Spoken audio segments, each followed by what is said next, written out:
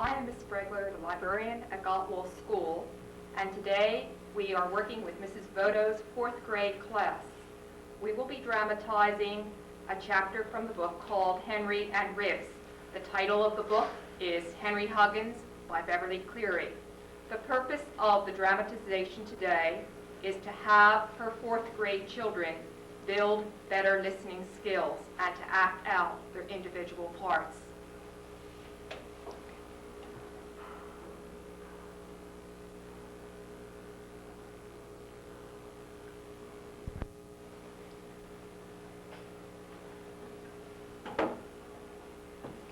Henry Huggins was in third grade. His hair looked like a scrubbing brush, and most of his grown-up front teeth were in. He lived with his mother and his father on Oak Street. Except for having his tonsils out when he was 6 and he was breaking his arm falling out of a cherry tree when he was 7, nothing ever much happened to Henry. I wish something exciting would happen to me, Henry often thought, but nothing very interesting ever happened to Henry, at least not until one particular Wednesday in noontime in March. Every Wednesday, Henry would ride downtown on the bus to go swimming at the Y. Mother and father may sit down. After he swam for an hour, he got on the bus again and he rode home just in time for dinner on the bus. It was fun, but it wasn't really exciting. When Henry left the Y on this particular Wednesday, he stopped to watch a man nearby tear a poster down. Then, with the 3 nickels and 1 dime in his pocket, he went to the corner drugstore to buy a chocolate ice cream cone. He thought he would eat the ice cream cone, get on the bus, drop his money in the slot, and ride on home. That is not what happened. He bought the ice cream cone from the clerk, and he gave the clerk his money, paid for it with one of his nickels. On the way out of the drugstore, he stopped to look at a comic book. It was a free look because he had only 2 nickels left. He stood there licking his chocolate ice cream cone and reading one of the comic books when he heard a thump, thump, thump. Henry turned, and there behind him he saw a dog. The dog was there scratching himself. He wasn't any special kind of dog. Hold him up. He was too small to be a big dog, but on the other hand, he was much too big to be a little dog. He wasn't a white dog because parts of him were brown, other parts were black, and in between there were yellow patches. His ears stood up, and his tail was long and thin. The dog was hungry. When Henry licked his ice cream cone, Henry swallowed. "Hello, you old dog," Henry said. "You can't have my ice cream cone," nodding his head no. Swish, swish, swish went the dog's tail. Just one bite, the dog's brown eyes seemed to say. "Go away," ordered Henry. He wasn't very firm about it. He patted the dog on the head. His tail wagged harder. He wasn't very firm. Henry took one last lick of his cone. "Oh, all right," he said. "If you're that hungry, you might as well have it." The ice cream cone disappeared in the dog's mouth. "Now go away," Henry told the dog. "I have to catch a bus to go home." He started for the door. The dog started too. "Go away, you skinny old dog." Henry didn't say it very loud. "Go on home." Well, the dog sat right down at Henry's feet, Edmund. Henry looked at the dog, and the dog looked at Henry. "I don't think you've got a home. You're awfully thin. Your ribs show right through your skin." "Gulp, gulp, gulp," replied the tail. "And you don't have a collar on," said Henry. He began to think with his hand up on his chin. If only he could get that dog. He always wanted a dog of his own. He couldn't go home and leave a hungry dog on the street corner. If only he knew what his mother and father would say. Well, he felt in his pocket. He found the 2 nickels in his pocket. That was it. He was going to use one of the nickels to phone his mother. "Come on, Ribsy. Come on, Ribs, old boy. I'm going to call you Ribsy because you're so thin." The dog trotted after the boy, and they went to the phone booth in the corner of the drugstore. Henry shoved the dog into the phone booth, and he shut the door behind him. He had never used a payphone before. He had to put the telephone book on the floor, and he stood on it on his tiptoes. He started to take the receiver off. He tried to reach the mouthpiece. He gave the operator the number, dropped the money in the coin box. "Hello, Mom?" "Why, Henry," said his mother, holding the receiver. She sounded so surprised. Stand up. Where are you? At the drugstore near the Y. Facing this way, Sandy. Ribs began to scratch. Thump, thump, thump. Inside the telephone booth, the thumps sounded loud and hollow. For goodness sakes, Henry, what's that noise? His mother demanded. Ribs began to whimper and then to howl. Henry, Mrs. Huggins shouted, are you all right? Yes, I'm all right, nodded Henry. Henry shouted back. He never could understand why his mother always thought something had happened to him when nothing ever did. That's just Henry. Ribsy! His mother was exasperated. Henry, will you please tell me what in the world is going on? I'm trying to, said Henry. Ribsy howled louder. People were gathering around the phone booth to see what was going on. Mother, Edmund facing this way. I found this dog, and I sure wish I could keep him. He's a good dog, and I'd feed him, and I'd wash him, and everything. Please, Mom? I don't know, dear, his mother said. You have to ask your father. Mom, Henry cried. That's what you always say. Henry was tired of standing up on his toes, and the phone booth was getting very hot. Mom, please say yes. I'll never ask for another thing as long as I live. Mother still has the receiver by her ear. Well, all right, Henry. I guess there isn't any reason why you shouldn't have a dog, said the mother. But you're going to have to bring him home on the bus. Your father has the car today, and I can't come after you. Can you manage? Sure. Easy, said Henry, nodding his head. And Henry, please don't be late. It looks as if it might rain. All right, Mom. Thump, thump, thump. Henry, what's that thumping noise? It's my dog, Ribsy. He's scratching a flea. Oh, Henry, Mrs. Huggins moaned. Couldn't you have found a dog that didn't have any fleas? Henry thought that this was good time to hang up. Come on, Ribs, he said. We're going home on the bus. When the big green bus stopped in front of the drugstore, Henry picked up his dog. Ribsy was heavier than he expected. He had a hard time getting him into the bus and was wondering how he was going to get the dime out of his pocket when the driver said, Say, Sonny, standing up, you can't take that dog on this bus. Why not? Asked Henry. It's a company rule, said Sonny. No dogs on buses, shaking his head. Golly, mister, how am I going to get him home? I just have to get him home. Sorry, Sonny, I didn't make the rule. No animal can ride on a bus unless it's inside of a box. Well, thanks anyway, said Henry doubtfully, and he lifted Henry off the bus. Well, I guess we're going to have to get a box. I'll get you onto the next bus somehow, promised Henry. He went back into the drugstore, and he was followed closely by Ribsy. Have you got a big box I could have, please? He asked the clerk at the toothpaste counter. I need one big enough for my dog. The clerk leaned over the counter to look at Ribsy. A cardboard box, he asked. Yes, please, said Henry, wishing that person would hurry up. He didn't want to be late coming home. Well, the clerk pulled a box out from the counter. This hair tonic carton is the only one that I have. The box. Kenya, the box is over on the other side.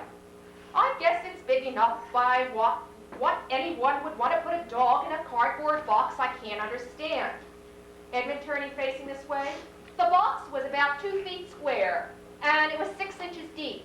On one end was printed, Don't let them call you Baldy, and on the other side, try our large economy size.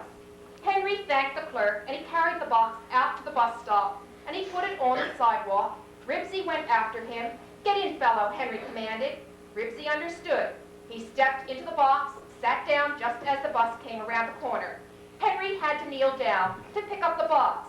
It was not a very strong box, and he had to put his arms underneath it. He staggered as he started to lift it, feeling like the strong man who lifted weights at the circus. Ribsy started to lick his face with his wet tongue. Hey, cut that out, Henry ordered. You better be good if you're going to ride on a bus with me. Well, the bus stopped at the curb. When it was Henry's turn to get on, he had trouble finding the step because he couldn't see his feet. He had to try several times before he hit it. Then he discovered he had forgotten to take the dime out of his pocket. He was afraid to put the box down because he was afraid Ribsy might escape. He turned sideways to the bus driver and asked politely, Will you take the money out of my pocket for me? My hands are full. The driver pushed his cap back on his head and he exclaimed, Full? I should say they are full. Now just where do you think you're going with that animal, pointing to Ribsy? Home, said Henry in a small voice. The passengers were staring, and most of them were smiling. The box was getting heavier every minute. "Not on this bus you're not," said the driver, shaking his head. "But the man on the last bus said I could take the dog on the bus in a box," protested Henry, who was afraid he couldn't hold the dog much longer. "He said it was a company rule." He meant a big box tied shut, a box with holes punched in it for the dog to breathe through. Henry was horrified to hear Ribsy growl. "Shut up," he ordered. Ribsy began to scratch his left ear with his left hind foot. The box began to tear. Ribsy jumped out of the box, off the bus, and Henry started to jump after him. The bus pulled away with a puff of exhaust. "Now, see what you've done? You've spoiled everything." The dog hung his head, and he tucked his tail between his legs. "If I can't get you home, how am I going to keep you?"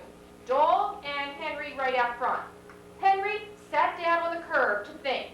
It was so late and the clouds were so dark that he didn't want to waste any time looking for a big box. His mother was probably beginning to worry about him. People were stopping on the corner to wait for the next bus. Among them, Henry noticed an old lady, and she was carrying a large bag, which was full of apples. Matter of fact, it was a red and white bag with white handles. Well, the shopping bag gave him an idea. Jumping up, Henry snapped his fingers at Ribs, and he ran back into the drugstore again. "You back again?" asked the toothpaste clerk. "What do you want this time? String and paper to wrap your dog in?" "No, sir," said Henry, nodding his head. "I want one of those big shopping bags." He laid his last nickel on the counter. "Well, I'll be darned," said the clerk, and handed him a yellow bag across the counter. Henry opened the bag, set it on the floor. He picked up Ribsy out in front, and he shoved the dog feet first into the bag. Then he pushed his front feet in. Well, a lot of Ribsy was left over. The clerk was leaning over the counter watching all this. "I guess I'm going to have some string and some paper too," Henry said, "if I can have some free." "Well, now I've seen everything," said the clerk. The clerk shook his head and handed him a piece of string and a big sheet of paper across the counter. Ribsy started to whimper, but he still, while Henry wrapped the paper loosely around his head and shoulders and tied it with a string.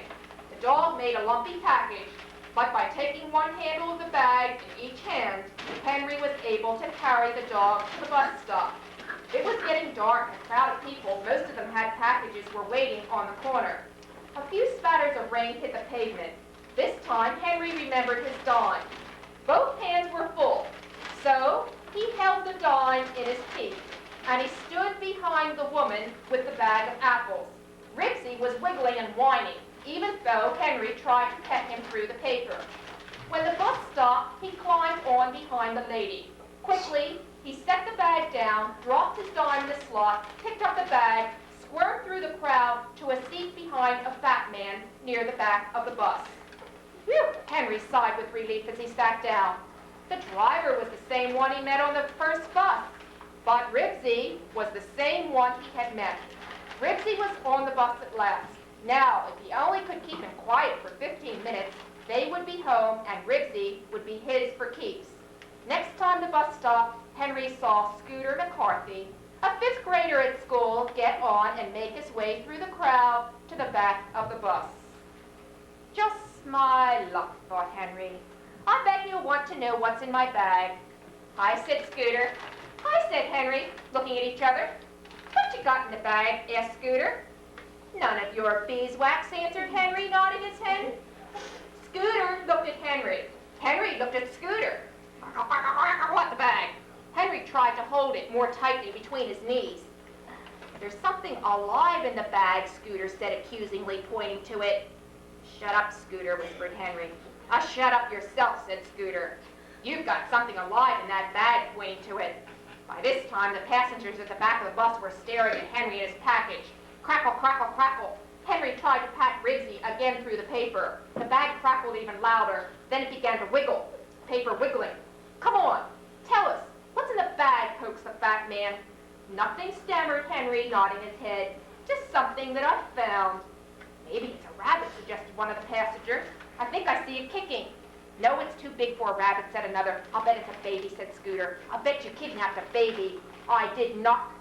Ribs began to whimper and then to howl. Crackle, crackle, crackle, thump, thump, thump. Ribsy his way out of the bag. "Well, I'll be doggone," exclaimed the fat man, and he began to laugh. "It's just a skinny old dog," said Scooter. "He is not. He's a good dog." Henry tried to keep Ribsy between his knees. The bus lurched around the corner and started to go uphill. Henry was thrown against the fat man. The frightened dog started to wiggle away from him, squirmed between the passengers, and started to go for the front of the bus. "Here, Ribsy, old boy, come back here," called Henry, and he started after him. "Eek! A dog!" squealed the lady with the bag of apples. "Go away, dog, go away!" And she kept saying to the dog, motioning for him to get out of the way. Ribsy was scared. He tried to run and crash into the lady's bag of apples. The bag tipped over and the apples began to roll toward the back of the bus, which was grinding up the hill.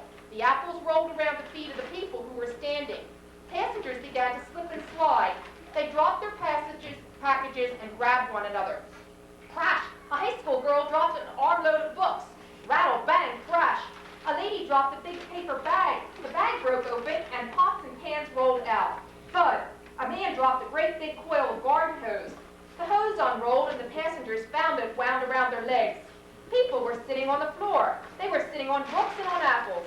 They were even sitting on the seats. Screech! The driver threw on the brakes of that bus, turned around in his seat, and just as Henry made his way through the apples and the books and the pans and the hose to catch Ribsy, the driver pushed his cap back on his head. "Okay, Sonny," he said to Henry. "Now, facing this way, you know why dogs aren't allowed on buses." "Yes, sir," said Henry, nodding his head in a small voice. "I'm sorry. You're sorry. A lot of good that does. Look at this bus. Look at those people sitting on the bus." "I didn't mean to make any trouble," said Henry. "My mother said I could keep the dog if I could bring him home on the bus." The fat man began to snicker, and then he chuckled, and then he laughed, and then he roared. He laughed until tears started to stream down his cheeks, and all the other passengers were laughing too, even the man with the hose and the lady with the apples. The driver didn't laugh. "Take that dog and get off of this bus," he ordered. Well, Ribsy started to whimper and tucked his tail between his legs. The fat man stopped laughing. "See here, driver," he said, "you can't put that boy off in the rain." "Well, he can't stay on this bus," snapped the bus driver. Henry didn't know what he was going to do. He guessed he'd have to walk the rest of the way home. He wasn't sure he knew the way in the dark. Just then a siren screamed. It grew louder and louder until it stopped right alongside the bus. A policeman appeared in the entrance.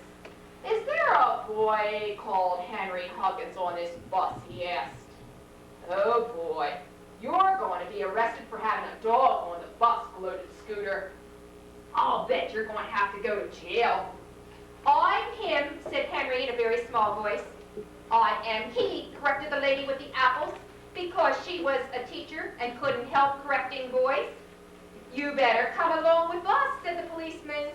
"Boy, you're going to get it," said Scooter, pointing to Henry. "Surely going to get it," corrected the lady with the apples, standing up. Henry and Ribsy followed the policeman off the bus and into the squad car, where Henry and the dog sat in the back seat. "Are you going to arrest me?" Henry asked timidly. "Well, I don't know. Do you think you ought to be arrested?" "No, sir," said Henry politely. He thought the policeman was joking, but he wasn't sure. It was hard to tell about grown-ups sometimes. "I didn't mean to do anything. I just had to get Ribsy home. My mother said I could keep him if I could bring him home on the bus." "What do you think?" the officer said, who was driving the squad car. "Well, I think we might let him off this time," answered the driver. "His mother must be pretty worried about him as she called the police, and I don't think she'd want him to go to jail. Yes, he's late for dinner already. Let's see how fast we can get him home." The driver pushed a button, and the siren began to shriek. Bus driver standing up. Policeman standing up. Ribsy raised his head and howled. The tires started to suck the pavement, and the windshield wipers slipped slop. Henry began to enjoy himself. Wouldn't this be something to tell the kids at school? Henry standing up. Automobiles pulled over to the curb as the police car went faster and faster. Even the bus Henry had been on had to pull over and stop. Henry waved to the passengers. They waved back. Up the hill the police car sped, around the corner until it came to the street that Henry lived on, and it pulled up right in front of his house. Henry's mother and father were standing on the porch, waiting for him, and they were both very worried. The neighbors were looking out the windows, facing this way, Sandy. "Well," said his father, after the policeman had gone, "it's about time you come home." "So this is Ribsy," said his father. "I've heard about you, fellow, and there's a big bone for you and a can of Feely's Flea Flakes waiting for you.